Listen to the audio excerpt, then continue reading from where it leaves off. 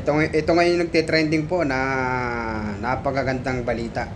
Yung isang captain ng Philippine Army na pumasok sa serbisyo ng buong buo at nasabugan tapos in-issue ng disability. Effective November 30 dapat po wala na sa serbisyo. Ako po si Captain Jerome Hoxon Hakuba, Officer Das 146467 AGS Philippine Army. Ngayon po is November 30, 2025 at ngayon po ang cut-off ko bilang isang aktibong sundalo. Na-discharge po ako due to my disability. Ako po ay totally blind. Nasabugan po ako ng bomba sa Mindanao during our combat operation against the BIFF.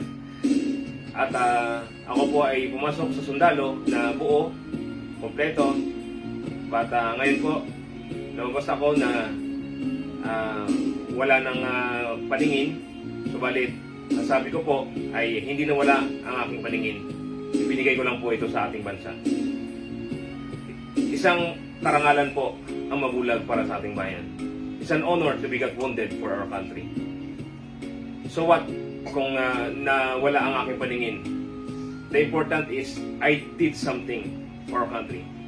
Pero dahil sa nakita ng Pangulo na siya ay dapat pang magpatuloy sa serbisyo, imbis siya ay mag-retire na, siya po ay pinabalik ng ating Pangulo.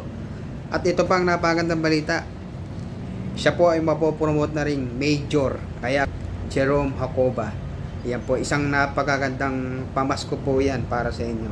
Dahil ito po ay tungkol sa isang magiting na sundalo natin na si Captain Jerome Hakuba, ODAS 146467 Philippine Army.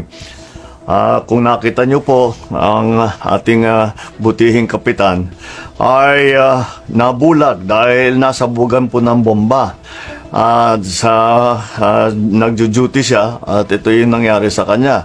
Ngunit pagkatapos siyang nabulag, ay nabigyan siya ng tinatawag na CDD or Complete Disability Discharge. Ibig sabihin, hindi na siya pwede sa military dahil nga hindi na siya pwede sa combat operation at nabulag na nga siya.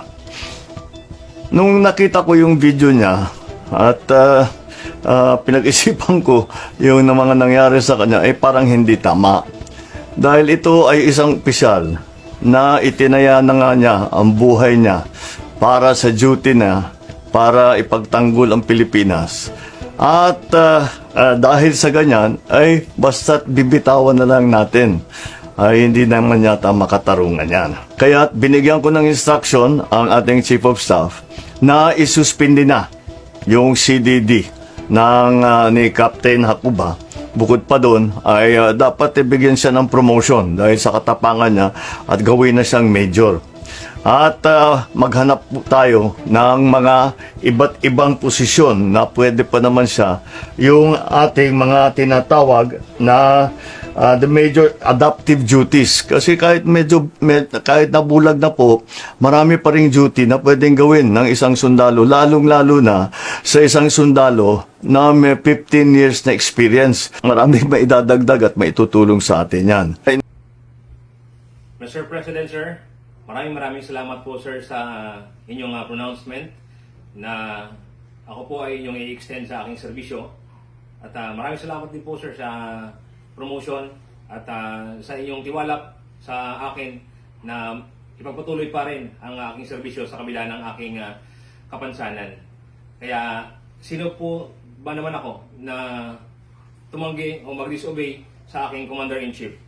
Kaya kung noon ay ang ating former president ay in-extend din ako sa serbisyo at ito din po ang inyong ginawa. Kaya masasabi ko na ito ang mga Commander-in-Chief na may pagmamahal sa mga kasundaluhan. Kaya maraming salamat po, sir. Sir, request permission to proceed, sir. Maraming salamat po sa tiwala. At salamat din sa ating presidente na na-appreciate niya ang ginagawa ng kasundaluhan at higit sa lahat ng ating mga pulisya, lalo na sa mga ganitong may kapansanan o may malaking naiambag na itulong. para mapanatili ang kapayapaan dito sa ating bansa.